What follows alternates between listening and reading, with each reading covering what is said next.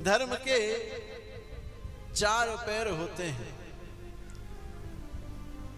कौन कौन से होते हैं? सबसे पहले होता है सत्य रूपी पैर, दूसरा होता है दया रूपी, तीसरा होता है शौच यानी पवित्रता रूपी, और चौथा होता है तप रूपी। ये 4 पैरों पर हमेशा धर्म खड़ा रहता है। आज वो सारे के सारे पैरों में से केवल एक पैर, वो भी सत्यता का वहां बचा हुआ था।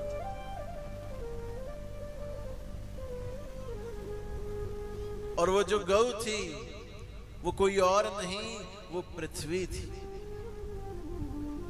पृथ्वी का स्वरूप क्या है? गौ का स्वरूप है। और वो जो काला व्यक्ति इनको त्रास दे रहा था, मार रहा था, वो कोई और नहीं, कलयुग था।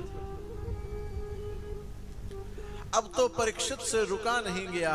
परीक्षित ने अपना धनुष में बाण लगाया और मारने के लिए उद्यत हुए उस काले मनुष्य को।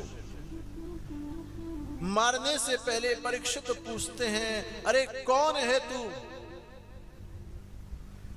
जो मेरे राज्य में आकर मेरी प्रजा को तू दुख दे रहा है, इन जीवों को दुख दे रहा है, कौन है तू? उस काले व्यक्ति ने बताया, मैं कोई और नहीं, मैं कलयुग हूं, कलयुग। परीक्षित ने कहा, अरे कलयुग तू कब आया? तो कहा, मुझे लगभग 30 वर्ष हो गए हैं। जब कन्हैया इस धरती को छोड़कर गए थे, उसी दिन से मेरा आगमन हो गया था। और आज मैं धर्म को और इस पृथ्वी को त्रास देने के लिए यहां आया हुआ। परीक्षित ने कहा कि मैं तुझे मार दूंगा।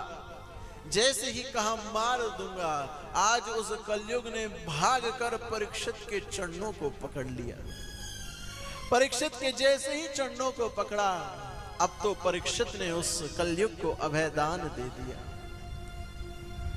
अभयदान क्यों दिया? चाहते तो वही कलयुग का दमन कर सकते थे। भैया हम सुनते हैं इस कलयुग में कितनी खामियां हैं, कितनी खराबी है, कितनी बुराइयां लोगों के अंदर है। जो कहते हैं ना भैया, कुछ भी गलत होता हुआ देखते हैं, अरे भैया कलयुग चल रहा है ना, यूं ही तो कहते हैं कलयुग चल रहा है।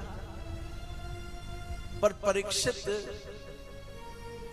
भगवान के परम भक्त हैं, महाभागवत हैं, और जो गुण भगवान के हैं कि भैया शरण गए हुए को वो त्यागते नहीं है। शरण गए प्रभु ताहि न त्यागा, भगवान उसका त्याग नहीं करते। तो भैया उनके जो भक्त हैं वो भी तो भगवान का अनुयायी करेंगे ना। जो भगवान करते हैं वही तो करेंगे।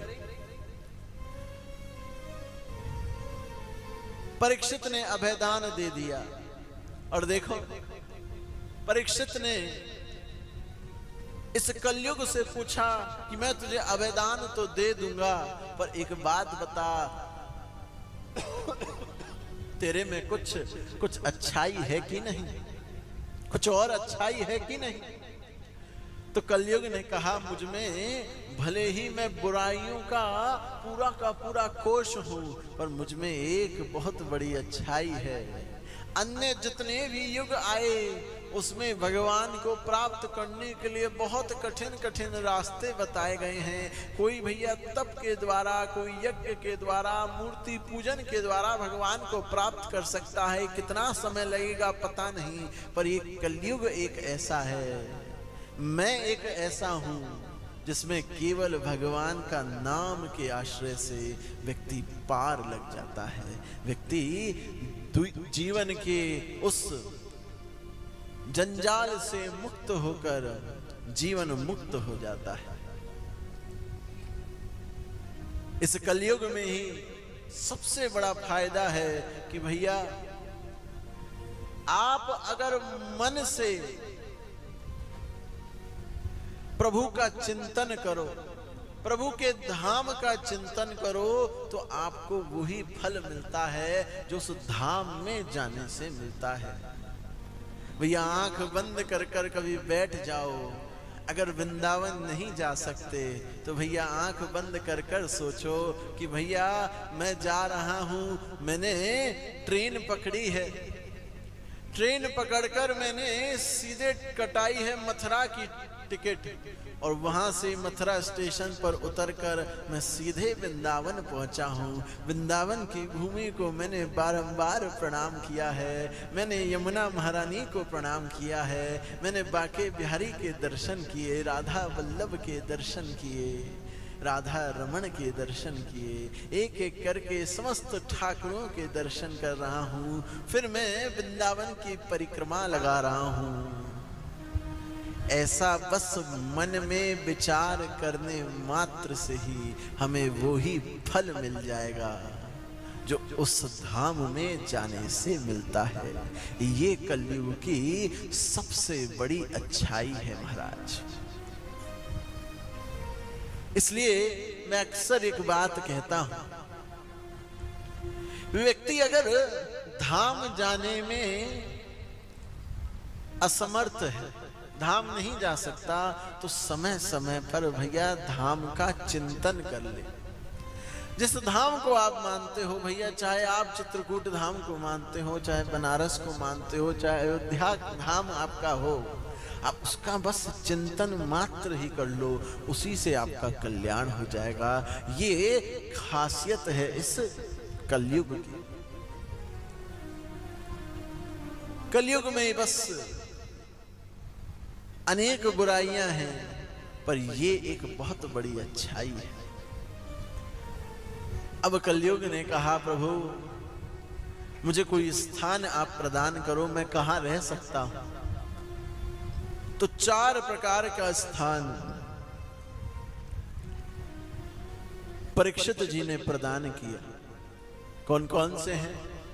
कहते हैं, द्योतम पानम स्त्रिया सूना यत्र धर्मश्चतुर्विधा। सबसे पहले दिया द्योतम, कि जहां जुआ खेला जाए कलयुग, तू वहां जाकर बैठ जा। दूसरा दिया पानम, जहां मदिरा का पान होए तू वहां जाकर बैठ जा। तीसरा दिया स्त्री, जहां स्त्रियों का पर स्त्रियों का संग होए उस स्थान पर जाकर तू बैठ जा।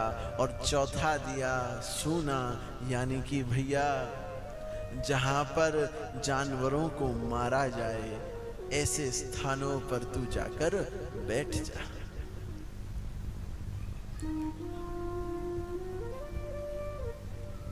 परीक्षित से कहा, महाराज ये 4 स्थान तो आपने मुझे दे दिए, पर इन 4 स्थानों पर जाने के लिए भी हमारे पास कुछ धन होना चाहिए। जब तक धन नहीं होगा तो इन 4 स्थानों में जाने का कोई अर्थ नहीं होगा। भैया जहां रोटी के लाले पड़ेंगे वहां वो व्यक्ति कहां भैया जुआ खेल सकेगा, शराब पी सकेगा, स्त्रियों का संग कर पाएगा महाराज। तो फिर 5वां स्थान दिया, पुनश्च याचमानाय जात रूपाम अदात प्रभु। दोबारा याचना करने पर 5वां स्थान दिया कि कलयुग अब से तू अधर्म से कमाए हुए धन में जाकर बैठ जा। जहां अधर्म से, जहां गलत तरीके से लूट खसोट कर कर धन कमाया जा रहा हो उस स्थान पर तू जाकर बैठ जा। देखो बंधुओं, जीवन में प्रयास करो कि अगर धन घर में आवे तो केवल और केवल धर्म से कमाया हुआ धन घर में आवे।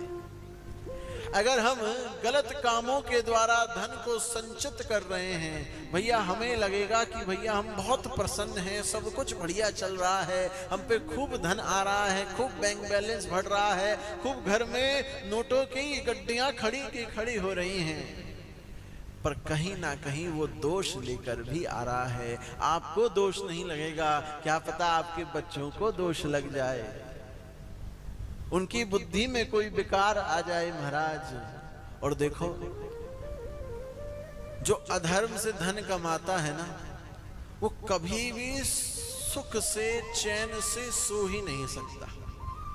हमेशा उसके जीवन में अशांति ही अशांति बनी रहेगी। हर बार भैया यही सोचेगा, कहीं भैया मेरे ऊपर भैया कोई रेड ना पड़ जाए इनकम टैक्स की, कोई ईडी की रेड ना पड़ जाए, भैया कुछ गलत ना हो जाए मेरे साथ। व्यक्ति यही सोचता रहेगा। इसलिए अगर चैन से सुखमय जीवन काटना है भैया, हमें लगता है कि अगर धन होगा तो हमारा जीवन सुखमय हो जाएगा, पर धन के कारण सुखमय नहीं होगा। किस प्रकार से वो धन कमाया है उससे आपका जीवन सुखमय होगा। ये 5 स्थान कलयुग को प्रदान किए हैं।